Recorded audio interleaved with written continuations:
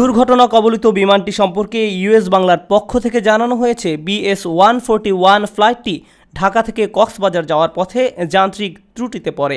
সেখান থেকে দ্রুত কাছের বিমানবন্দর চট্টগ্রামের শাহ আমানতে ইমার্জেন্সি ল্যান্ডিং করানো হয়।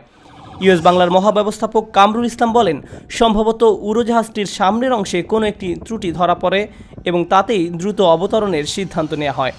অবতরণের সময় ফ্লাইটটি মুখ থুবড়ে পড়ে। তার কি কারণ জানতে চাইলে কামরুল বলেন, নোজ ডাউনে কোনো একটি সমস্যা ছিল বলেই এমনটা হয়েছে। অবতরণের সময় ল্যান্ডিং গিয়ার নাম ছিল না বলে এয়ার ট্রাফিক কন্ট্রোল রুমকে জানিয়েছিলেন ফ্লাইটের পাইলট।